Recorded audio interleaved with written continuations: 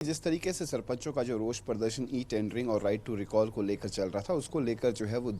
अगर हम विपक्ष की बात करें या फिर अन्य संगठनों की बात करें, उनके द्वारा जो है वो लगातार सरपंचों को समर्थन जो है वो दिया जा रहा था और लगातार सड़क से लेकर सदन तक जो है वो सरपंचों की जो मांगे हैं उनको जो है वो उठाने का काम विपक्ष द्वारा किया जा रहा था। तो लगातार सरकार पर जो है वो दबाव बनाने की कोशिश की जा रही थी, जिसके मद्देनज़र मुख्यमंत्री मनोहर लाल द्वारा 9 मार्च को जो है वो यानी कि आज के दिन जो है वो सरपंचों के 25 प्रतिनिधिमंडल के साथ बैठक करने का जो समय था वो तय किया गया था। लेकिन अभी फिलहाल की स्थिति में जिस तरीके से अगर हम बात करें DIG law and order OP Narwal की अगर बात की जाए, तो डीआईजी लॉ एंड ऑर्डर ने ही सरपंचों को जो है वहां से जहां पे ब्लॉकेड चंडीगढ़ पंचकुला जो वहां पे धरना प्रदर्शन लगाया गया था वहीं से उनको जो है वो हटाया था और साथ ही आश्वासन भी दिया था कि मुख्यमंत्री मनोहर लाल से जल्द ही उनकी जो है वो बातचीत जो है वो करवाई जाएगी, बैठक जो है वो करवाई जाएगी। उसके बाद एक लेटर इशू होता है, लेटर में साफ तौर पर लिखा जाता है कि 9 मार्च को जो है वो मुख्यमंत्री मनोहर लाल सरपंचों के 25 प्रतिनिधि मंडल के साथ जो है वो बैठक करेंगे। तो दूसरी ओर सरपंचों की अगर हम बात करें तो सरपंचों की जो 11:30 बजे बैठक जो डीआईजी ओपी नरवाल के साथ होनी थी, वो बैठक जो है वो अब 4 बजे के करीब जो है उस बैठक का समय तब्दील कर दिया चुका है। अब वो 4 बजे वो बैठक जो है वो डीआईजी ओपी नरवाल के साथ होगी पंचकुला के अंदर। उस बैठक के बाद जो है वो समय और स्थान उसके बारे में जो है वो बताया जाएगा कि मुख्यमंत्री मनोहर लाल उनसे कब और कहां मिलेंगे। हालांकि जिस तरीके से अभी तो खबर निकल कर सामने आ रही है कि हरियाणा निवास के अंदर मुख्यमंत्री शाम 5:30 बजे के करीब जो है वो सरपंचों के 25 प्रतिनिधि मंडल के साथ जो है वो बैठक करेंगे और इस बैठक में कोई ना कोई बीच का रास्ता जो है वो जरूर निकाला जाएगा, ताकि ये जो सरकार और सरपंचों के बीच का जो गतिरोध है, इस गतिरोध को जो है वो शांत किया जा सके। जी रवि, आपसे ये भी जानना चाहेंगे कि क्या सरपंचों की ओर से और कोई गतिविधि नजर आ रही है, क्योंकि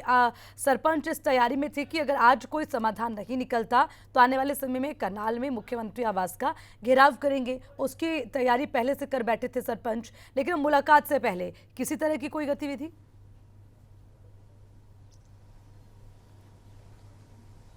देखिए, फिलहाल जो भी गतिविधियां जो सरपंच की रहने वाली हैं वो बैठक के बाद यानी कि मुख्यमंत्री मनोहर लाल के साथ बैठक में क्या कुछ होता है, क्या कोई बीच का रास्ता जो है वो निकाला जाता है या नहीं निकाला जाता है, और वो बीच का रास्ता क्या होगा। यदि जिस तरीके से यदि कयास लगाए जा रहे हैं कि जो 20 लाख की जो पावर सरपंचों की घटाकर 2 लाख की गई है, उसमें जो है वो इजाफा जो है वो किया जा सकता है। हो सकता है कि उस पावर को जो है वो 5 या फिर 10 लाख तक जो है वो एक्सटेंड किया जा सके, ताकि सरपंचों को जो है वो संतुष्ट किया जा सके। हालांकि अगर इस बात से भी सरपंच जो है वो संतुष्ट नहीं होते तो जाहिर तौर पर सरपंचों का एक और अल्टरनेट यानी कि एक और रास्ता सरपंचों द्वारा अख्तियार किया जा चुका है, जो कि मुख्यमंत्री के करनाल स्थित आवास, जहां वहां पर जो है वो तमाम सरपंच जो है वो एकजुट होंगे और वहां पर मुख्यमंत्री के करनाल आवास का जो है वो घेराव किया जाएगा। यानी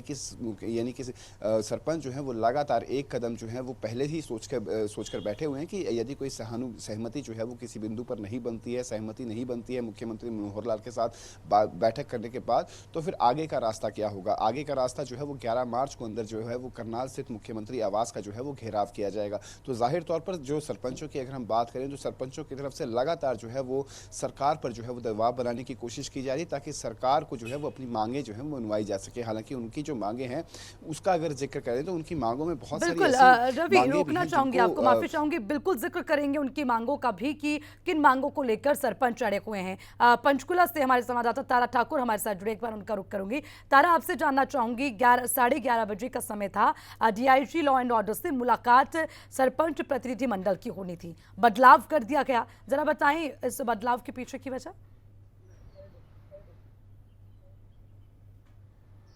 जी बिल्कुल, आज जो है पंचकुला के सेक्टर 6 में जो है हरियाणा सरपंच एसोसिएशन के जो प्रतिनिधि मंडल हैं, जो सदस्य हैं, उनकी बैठक जो डीआईजी ओपी नरवाल है उनके साथ होनी थी। लेकिन किसी कारणवश जो है डीआईजी जो है ओपी नरवाल, उनका संदेश जो है हरियाणा सरपंच एसोसिएशन के जो प्रदेश अध्यक्ष हैं रणबीर समैन, उनको जाता है कि ये जो मीटिंग का समय है वो देरी से कर दिया है। किसी जरूरी काम के चलते जो है अब ये बैठक 11:30 की बजाय शाम को 4 बजे जो है पंचकुला के सेक्टर 6 पुलिस मुख्यालय के साथ जो हरियाणा पुलिस हाउसिंग का जो कार्यालय है वहां पर की जाएगी। वहां पर जो है डीआईजी ओपी नरवाल सभी जो प्रतिनिधि मंडल के जो सदस्य हैं उनके साथ बैठक करेंगे और बैठक में क्या क्या मांगों पर जो है चर्चा की जानी है, कौन कौन लोग जो है बैठक में शामिल होंगे, और उसके बाद ये बैठक खत्म होने के बाद जो हरियाणा के मुख्यमंत्री मनोहर लाल खट्टर के साथ कहां पर बैठक की जाएगी और कौन कौन लोग इसमें शामिल होंगे, उसकी रूपरेखा जो है तैयार की जाएगी। उसके बाद आगामी जो मीटिंग है वो मुख्यमंत्री के साथ की जाएगी। लेकिन सबसे पहले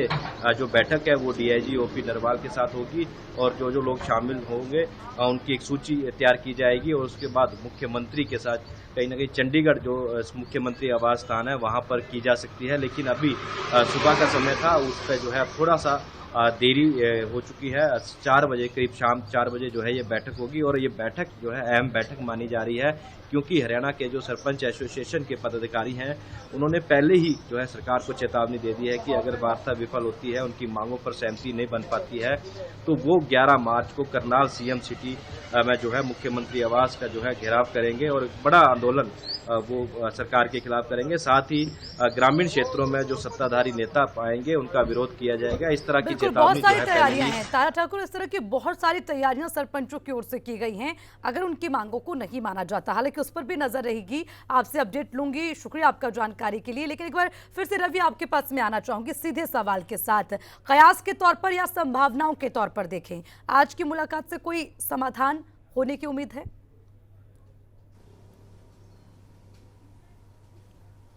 देखिए, जाहिर तौर पर जिस तरीके से सरकार की तरफ से नुमाइंदे बनाकर जो है वो पंचायत मंत्री देवेंद्र सिंह बबली को जो है वो भेजा जाता है, 27 फरवरी को सरपंचों के 25 प्रतिनिधि मंडल के साथ जो है वो हरियाणा निवास में उनके साथ बैठक होती है, लेकिन वो बैठक में किसी भी बिंदु पर जो है वो सहमति नहीं बनती। उसके बाद जो है वो अब 9 मार्च का यानी आज के दिन का समय जो है वो मुख्यमंत्री मनोहर लाल ने सरपंचों को दिया है। हालांकि इसके बीच में सरकार द्वारा ये तमाम तरीके की बयानबाजी जो है वो की गई है। सरकार द्वारा लगातार सरपंचों को ये समझाने की कोशिश की जा रही है कि उनकी पावर जो है वो किसी भी स्तर पर या किसी भी एंगल से जो है वो कम नहीं हुई है। हर विकास के कार्य के अंदर जो है वो सरपंचों की सहमति जो है वो जरूर चाहिए होगी और सरपंचों के बिना सिग्नेचर के कोई भी ग्रामीण विकास के कार्य जो है वो नहीं होंगे। यानी कि पंचायती राज संस्थाओं के अंदर जो भी ग्रामीण विकास के कार्य होंगे उसमें जो है जो सरपंचों के स्तर पे होंगे उन पर जो है वो सरपंचों के सिग्नेचर किए बिना कोई भी विकास के कार्य नहीं लेकिन होंगे। रवि, यही विडंबना है कि जब ये अधिकार सरपंचों को दे दिया गया है कि विदाउट उनकी परमिशन या उनके सिग्नेचर के बिना कोई काम नहीं होगा, जो कि मुख्यमंत्री भी कहते आए कि उनके अधिकार को बढ़ा दिया गया, बावजूद उसके विरोध हो रहा है। इसीलिए शायद मुख्यमंत्री ने यह सवाल भी किया